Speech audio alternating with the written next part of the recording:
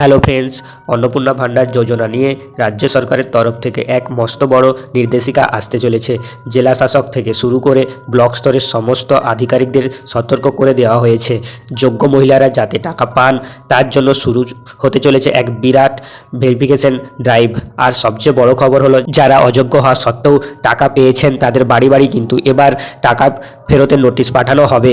কারা অযোগ্য, কাদের টাকা ফেরত দিতে হবে, আর যাদের টাকা এখনও ঢোকেনি তারা কি করবেন, সমস্ত কিছু এই ভিডিওতে বিস্তারিত জানাবো। ভিডিওটি স্কিপ না করে শেষ পর্যন্ত দেখুন। আর এই চ্যানেলে নতুন হয়ে থাকলে এখনই সাবস্ক্রাইব করে দিন।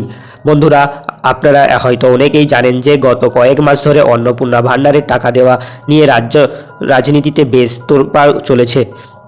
কারণটা খুবই পরিষ্কার। বহু সুস্থ এবং যোগ্য মহিলা আছেন যারা এই টাকার প্রকৃত দাবিদার, কিন্তু কোনো এক অজানা কারণে তাদের অ্যাকাউন্টে এখনও টাকা ঢোকেনি।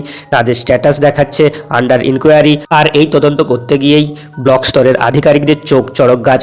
দেখা গেছে রাজ্যে এমন বহু মানুষ আছেন যারা এই যোজনার নিয়মেই বাইরে, অর্থাৎ অযোগ্য, অথচ দিব্যি প্রতি মাসে তাদের অ্যাকাউন্টে টাকা ঢুকে যাচ্ছে। একটা উদাহরণ দিই, দক্ষিণ 24 পরগনা জেলাতে প্রায় 11 লক্ষ আবেদন জমা দিয়েছিল। তার মধ্যে 10 লক্ষ মহিলার অ্যাকাউন্টে টাকা চলে গেছে। বাকি যে 1 লক্ষ মহিলা আবেদন আটকে ছিল, সরকারি আধিকারিক, আশাকর্মী এবং আইসিডিএস কর্মীদের দিয়ে যখন তাদের ভেরিফিকেশন করানো হয়, তখনই এক বড় জালিয়াতি বা গোলমিল সামনে আসছে। রাজ্য সরকারের বাজেট কিন্তু সীমিত, তাই অযোগ্যরা যদি টাকা তুলে নেয় তবে যোগ্যরা বঞ্চিত হবেন।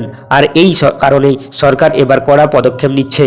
এবার আসি সবচেয়ে গুরুত্বপূর্ণ প্রশ্নে, কাদেরকে অযোগ্য বলে ঘোষণা করা হচ্ছে এবং কাদের বাড়ি বাড়ি গিয়ে এই টাকা ফেরতের নোটিশ যেতে পারে।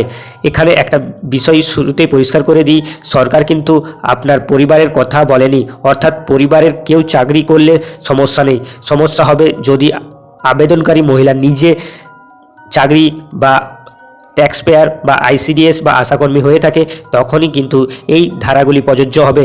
প্রথম, সরকারি চাকরিজীবী। আবেদনকারী মহিলা যদি নিজে কোনো সরকারি চাকরি করেন অথচ তথ্য গোপন করে আবেদন করেছিলেন, তাদের টাকা ফেরত দিতে হতে পারে। এবং দ্বিতীয় পয়েন্ট, আশা ও আইসিডিএস কর্মী। অন্নপূর্ণা ভান্ডার যখন প্রথম চালু হয় তখন আশাকর্মী ও আইসিডিএস কর্মীদের ওপর কোনো নিষেধাজ্ঞা ছিল না, কিন্তু পরবর্তীকালে নিয়ম বদলে আসে। নতুন নিয়ম অনুযায়ী তারা এই ভাতার আওতাভুক্ত নন, তাই তারা যদি টাকা পেয়ে থাকেন তবে তা রিফান্ড করতে হবে। 3 নম্বর পয়েন্ট, ইনকাম ট্যাক্স পেয়ার, অর্থাৎ আয়কর দাতা। অনেক মহিলা আছেন যারা বড় কোনো বেসরকারি সংস্থার চাকরি করেন, ভালো মানেই টাকা পান এবং সরকারকে নিয়ম মেনে ইনকাম ট্যাক্স দেন, তারাও কিন্তু এই যোজনার সুবিধা পাবে না। এবার বলি 4 নম্বর পয়েন্ট, সরকারি পেনশনভোগী। আবেদনকারী মহিলা যদি আগে থেকেই সরকারের কোনো পেনশন বা অন্য কোনো বড় ভাতার সুবিধা পেয়ে থাকেন তবে তিনিও অযোগ্য বলে বিবেচিত হবে। বন্ধুরা, এর আগে আমরা দেখেছি পিএম কিষাণ যোজনাও ঠিক একইভাবে ভেরিফিকেশন করে অযোগ্যদের বাড়ি বাড়ি নোটিশ পাঠানো হয়েছিল এবং টাকা আদায় করা হয়েছিল। অন্নপূর্ণা ভান্ডারও ঠিক সেই একই জিনিস হতে চলেছে। সূত্র মারফত জানা যাচ্ছে আগামী আগস্ট মাস থেকেই রাজ্য জুড়ে এই স্কুটনি এবং নোটিশ পাঠানোর কাজ পুরোদমে শুরু হয়ে যাবে।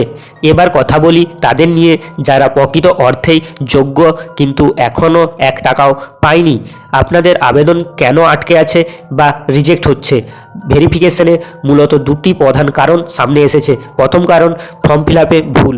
অনেক ফর্ম জমা দেওয়ার সময় আধার কার্ডের নামের বানানের সাথে বা জন্ম তারিখের সাথে ফর্মে দেওয়া তথ্যের অমিল রেখেছেন, যার কারণে ডিজিটাল ভেরিফিকেশনে ডেটা ম্যাচ করছে না। দ্বিতীয় কারণ এবং সবচেয়ে বড় কারণ, ব্যাঙ্ক অ্যাকাউন্টের সমস্যা। আপনার ব্যাঙ্ক অ্যাকাউন্টের সাথে যদি ডিবিটি লিঙ্ক বা আধার সিডিং করা না থাকে তবে সরকার টাকা পাঠালেও আপনার ব্যাঙ্কে তা ঢুকবে না, পেমেন্ট ফেল হয়ে যাবে। খুশির খবর কি জানেন? ভয়ের কিছু নেই। যাদের স্ট্যাটাস আন্ডার এনকোয়ারি দেখাচ্ছিল, ব্লক স্তরে তদন্ত শেষ হওয়ার পর অনেকের স্ট্যাটাস এখন অ্যাপ্রুভ হতে শুরু করেছে। এমনকি নতুন আপডেট অনুযায়ী চলতি মাসের 16 তারিখের পর থেকেও বহু মহিলার অ্যাকাউন্টে বকেয়া টাকা ঢুকতে শুরু করেছে।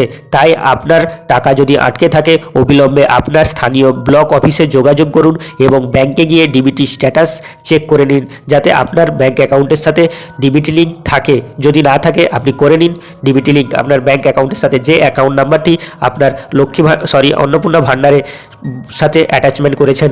তো বন্ধুরা, রাজ্য সরকারের এই কড়া পদক্ষেপকে আপনারা কিভাবে দেখছেন? অযোগ্যদের থেকে টাকা ফেরত নিয়ে যোগ্যদের টাকা কি দেওয়া ঠিক হচ্ছে? এটা ঠিক সিদ্ধান্ত। আপনার মূল্যবান মতামত নিচে কমেন্ট করে অবশ্যই জানাবেন। যদি ভিডিওটি ইনফরমেটিভ মনে হয় তবে আপনার পরিচিত বাকি মহিলাদের সাথে এবং বিভিন্ন হোয়াটসঅ্যাপ গ্রুপে এটি প্রচুর শেয়ার করুন যাতে সবাই সতর্ক হতে পারেন।